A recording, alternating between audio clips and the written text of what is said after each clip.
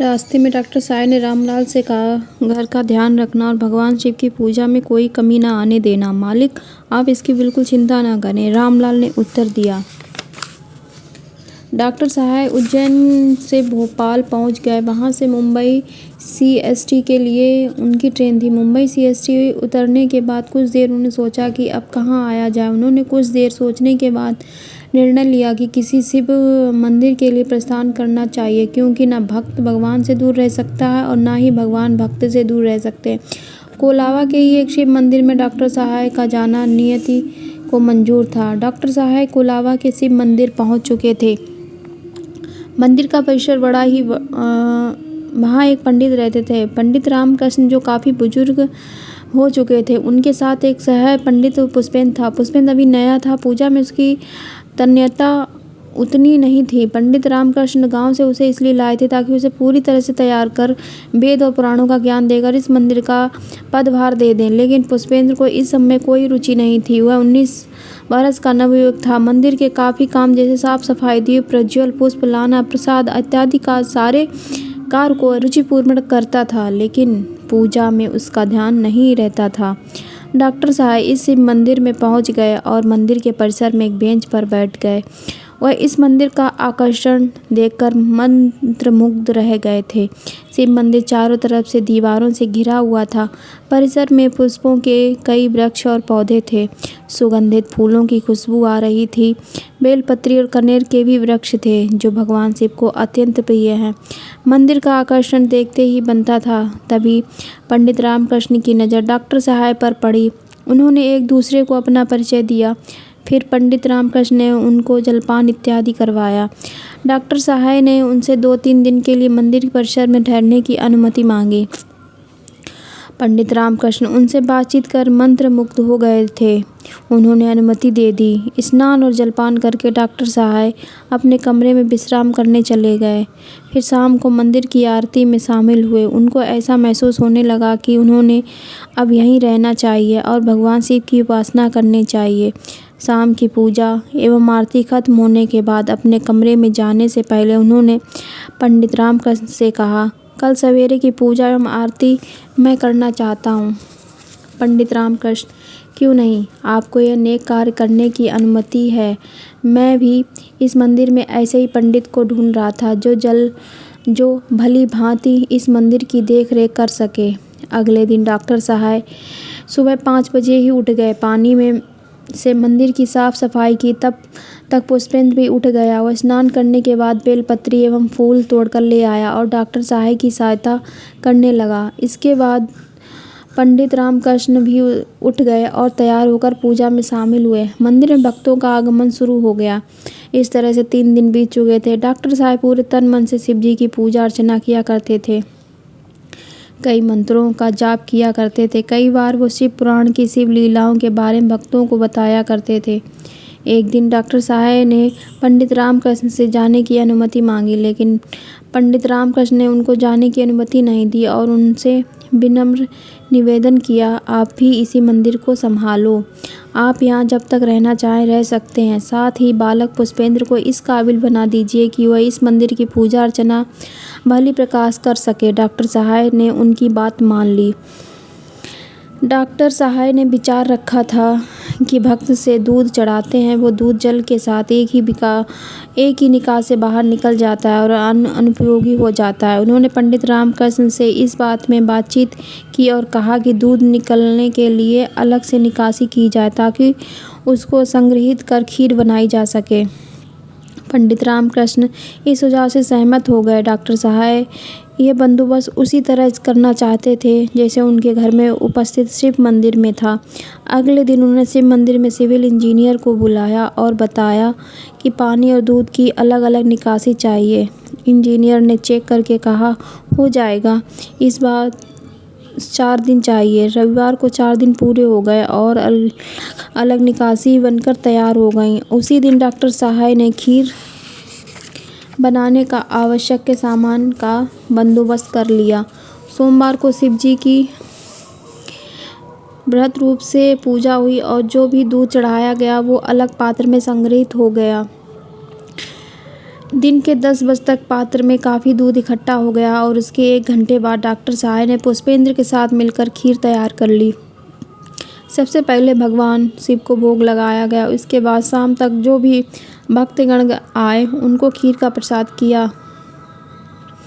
दिया गया। यह प्रक्रिया इस तरह शाम तक चलती रही। यह खीर का प्रसाद धीरे धीरे कोलावा के आसपास के इलाके में मशहूर होने लगा। देखते देखते सोमवार को आने वाले भक्तों की संख्या पहले से कहीं ज़्यादा बढ़ने लग गई। पुष्पेंद्र की ख्याति डॉक्टर साहब के कारण और भगवान शिव के आशीर्वाद से दूर दूर तक फैलने लग गई। इसी तरह 1 महीना बीत गया। डॉक्टर साहब का शिव की आराधना में मन लग चुका था। वह पहले से ही शिव के महान भक्त थे। उन्होंने अपनी आत्मा को शिव से जोड़ लिया था। वह हमेशा अपने परिवार की सुरक्षा और खुशी की कामना करते थे। वे अपने लिए सिर्फ यह मांगते थे कि ये महादेव, मैं मृत्यु के अंतिम समय तक इसी तरह आपकी भक्ति में लीन रहूं, इस तरह आपकी भक्ति रूपी आनंद के सागर में डूबा रहूं कि मुझे संसार की अन्य बातों का भान भी ना रहे। नागदा की बात सत्यम शिवम सुंदरम। अगले दिन कुछ दिनों में जलजला आने वाला था। वो जलजला था उस्मान अब पूरी तरह से स्वस्थ हो चुका था। अब वह फिर पहले वैसी ही हरकतें करने लगा था जैसे पहले किया करता था। उस दिन सोमवार था। रात्रि के 8:30 बज चुके थे। भक्तगण सब जा चुके थे। अब घर के मंदिर में देखभाल और खीर बनाने का कार्य रामलाल और श्रीमती सुजाता किया करती थी। ठीक 8:30 बजे उस्मान अपने बदमाश दोस्तों के साथ सत्यम शिवम सुंदरम यानी श्रीमती सुजाता के घर पहुंच गया। रामलाल ने सोचा था कि उस्मान अब सुधर गया होगा, लेकिन उसकी सोच गलत थी। उस्मान सीधे घर में अंदर चला गया और सीधा आरती से मिला। उस्मान, अरे मेरी जान, कैसी हो? बहुत दिन हो गए हैं, तुमसे मिला नहीं। तेरी जवानी बड़ी करारी है। श्रीमती सुजाता ऐसे एवं आरती बुद्ध बनकर उस्मान को देख रहे थे। रामलाल ने स्थिति को भांप लिया। उसने उस्मान को पकड़कर बाहर निकालने की कोशिश की, लेकिन उस्मान ऊंची कदकाठी का एक बलिष्ठ युवक था। उसने रामलाल को 2 थप्पड़ जड़कर उसे जमीन पर गिरा दिया। रामलाल ने कराहकर भगवान शिव से प्रार्थना करने लगा कि वह आरती को इस शैतान से बचा ले। उस्मान ने रामलाल को मार मार कर अधमरा कर दिया और आरती का हाथ पकड़कर उसे अपने कंधे पर उठा लिया। श्रीमती सुजाता ने इसका विरोध किया, लेकिन कोई असर न हुआ। ठीक उसी समय एक काला सांप शिव मंदिर के बाहर निकला। सांप की लंबाई 6-7 फुट रही होगी। सांप फन फैलाए मानो उस्मान के बाहर निकलने का इंतजार कर रहा था। उस्मान आरती को उठाकर घर से बाहर जा रहा था। आप बचाओ बचाओ चिल्ला रही थी, लेकिन मदद के लिए कोई नहीं आया। मंदिर के पास मध्यम रोशनी थी, जिसकी वजह से उस्मान की नज़र सांप पर नहीं पड़ी। तभी उस्मान जोर से चीखा, या अल्लाह, और नीचे गिर पड़ा। उसके मुंह से झाग निकल रहा था। उसे सांप ने डस लिया था। काटते ही सांप वापस से मंदिर में प्रवेश कर गया। उसे जाते हुए रामलाल और आरती ने अपनी आंखों से देखा। उस्मान के चीखने की आवाज़ सुनकर उसके दोस्त जो बाहर गाड़ी में बैठे थे आ गए और उसे हॉस्पिटल ले गए, लेकिन हॉस्पिटल पहुंचने से पहले ही वह दम तोड़ चुका था। डॉक्टरों ने उसे मृत घोषित कर दिया था। श्रीमती सुजाता को भी पता चल गया था कि भगवान शिव के दूत सांप ने ही आरती के साथ न्याय किया है। आरती और रामलाल ने मंदिर में प्रवेश करके सांप को ढूंढने का प्रयास किया, परंतु उन्हें सांप नहीं मिला। अब आरती और रामलाल ने शिव जी की लीला समझ में आ गई। श्रीमती सुजाता और आरती को विश्वास ही नहीं हुआ कि उसकी मौत की कामना वो कई दिनों से कर रहे थे। आखिर उसकी मौत का दिन आज ईश्वर ने लिख दिया।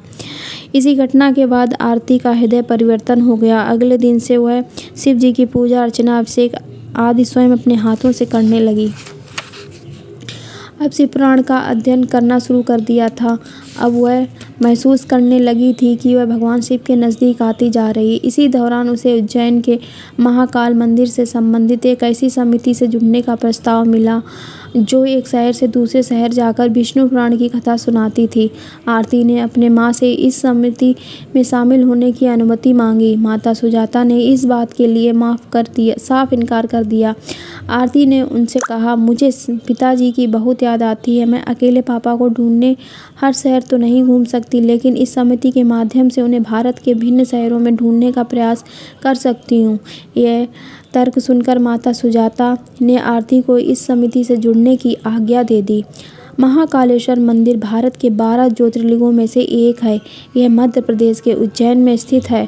पुराणों व महाभारत आदि धर्म ग्रंथों में और कालिदास जैसे महाकवियों की रचनाओं में इस मंदिर का मनोहर वर्णन मिलता है।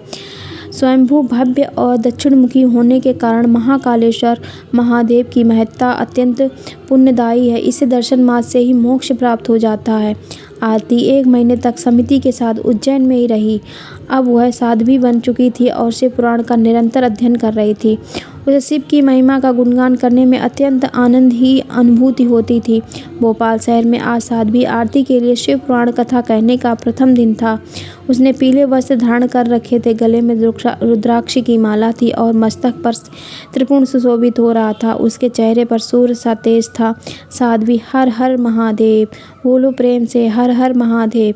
मैं साध्वी आरती सहाय भोपाल के सभी शिव भक्तों का आदरपूर्वक नमन करती हूँ और कृतार्थ हूँ कि आप सब शिव पुराण कथा सुनने आए हैं। साध्वी आरती, अब मैं आप सभी जो ज्योतिर्लिंग के बारे में बताऊंगी। शिवलिंग शिव का प्रतीक है। वैसे अधिकांश शिवलिंग मनुष्य निर्मित हैं, किंतु कुछ शिवलिंग प्राकृतिक रूप से भी विद्यमान हैं। जब हम 12 ज्योतिर्लिंगों को देखते हैं तो उनका आकार और रूप अलग अलग पाते हैं। इनमें से कुछ शिवलिंग सेहत के लिए, कुछ शिवलिंग खुशहाली के लिए और कुछ शिवलिंग ध्यान साधना के प्रति समर्पित हैं। इस सभी शिवलिंगों में से एक चीज़ समान है, ये सभी शिवलिंग अलौकिक हैं। इसका सरल अर्थ यह है कि शिव किसी स्त्री या पुरुष का प्रतीक न होकर संपूर्ण ब्रह्मांड, आकाश, शून्य एवं निराकार का प्रतीक है। उन्हें किसी एवं वस्तु में समित नहीं रखा जा सकता, क्योंकि वह खुद एक प्रतीक है।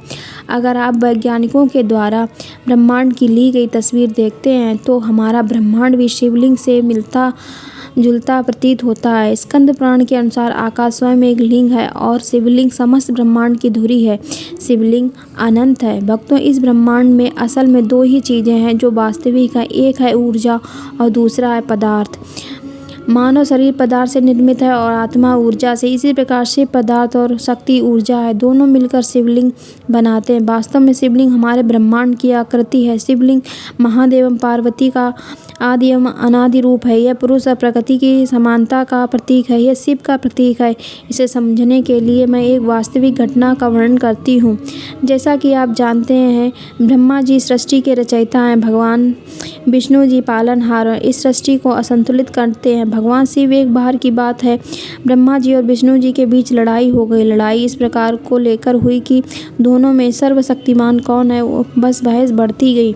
तभी एक आकाशवाणी हुई, एक काला पत्थर है। आप दोनों में से जो कोई पहले इसकी गहराई या ऊंचाई का पता लगा लेगा वह सर्वश्रेष्ठ साबित होगा।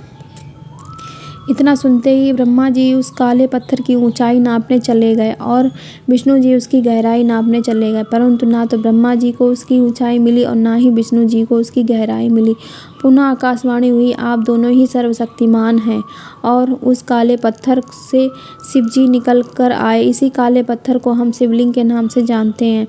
अन्य देवताओं की पूजा सामान्य केवल मूर्तियों के माध्यम से ही की जाती है। केवल भगवान शिव की ही पूजा में लिंग और मूर्ति दोनों का उपयोग देखने में आता है। शिवलिंग ब्रह्मा का प्रतीक है, इसीलिए भगवान शिव ब्रह्म स्वरूप और निराकार हैं। उन्हीं की पूजा से निष्कल लिंग का उपयोग होता है। संपूर्ण वेदों का यही मत है। इसके उपरांत भगवान शिव ने ब्रह्मा जी और विष्णु जी से कहा, मेरे 2 रूप हैं, सकल और निष्कला। पहले मैं स्तंभ रूप से प्रकट हुआ, फिर मैं अपने साक्षात रूप से। मैं भेदभाव ब्रह्म भाव मेरा निष्कल रूप है और महेश्वर भाव सकल रूप है। मैं यहीं पर ब्रह्मा परमात्मा हूँ। कलायुक्त और अकल मेरे ही स्वरूप है। ब्रह्म रूप होने के कारण मैं ही ईश्वर हूँ। जीवों पर अनुग्रह आदि करना मेरा कार्य है। ब्रह्मा जी और विष्णु में सबसे बृहद और जगत की वृद्धि करने वाला होने के कारण ब्रह्म कहलाता हूँ। सर्वत्र स्वरूप में स्थित और व्यापक होने से ही मैं सबकी आत्मा हूँ। आत्मा या ईश्वर से भिन्न जो जगत संबंधी 5 कृत्य है, मैं सदा मेरे ही हैं। मैं मेरे अतिरिक्त दूसरे किसी में के नहीं, क्योंकि मैं ही ईश्वर हूँ। पहले मेरी ब्रह्म रूपता का बोध कराने के लिए निष्कल लिंग प्रकट हुआ था, फिर अज्ञात ईश्वर का साक्षात्कार कराने के निमित्त है साक्षात जगदीश्वर सकल रूप में ही प्रकट हो गया। अतः मुझे जो ईश्वरत्व हो उसे ही मेरा सकल रूप जानना चाहिए और जो मेरा निष्कल स्तंभ है, वह मेरे ब्रह्म स्वरूप का बोध है कराने वाला। ये मेरा ही लिंग अर्थात प्रतीक है। तुम दोनों ही प्रतिदिन यहाँ रहकर इसका पूजन करो। ये मेरा ही स्वरूप है और मेरे सामीप्य की प्राप्ति करने का वाला है। मेरे लिंग की स्थापना करने का एक फल यह बताया गया है, उपासकों को मेरी समानता की प्राप्ति होती। यदि एक बार दूसरे शिवलिंग की स्थापना कर दी गई, तब तो उपासक को फलस्वरूप मेरे साथ एक रूप फल प्राप्त होता है। अतः प्रधानतया शिवलिंग की ही स्थापना करनी चाहिए। मूर्ति की स्थापना उसकी अपेक्षा गौण है। शिवलिंग के अभाव में सब और से मूर्ति युक्त होने के उपरांत भी वह स्थान पूर्ण क्षेत्र नहीं कहलाता। तो शिव भक्तों, मैंने आप लोगों को शिवलिंग एवं उसके बारे में विस्तार पूर्वक बताया। इसी के साथ मेरी आज की कथा यहीं समाप्त होती है। बोलो प्रेम से हर हर महादेव। भक्तगण हर हर महादेव। आगे की स्टोरी कर सुनने के लिए चैनल को लाइक करिए, शेयर कीजिए एंड सब्सक्राइब कीजिए।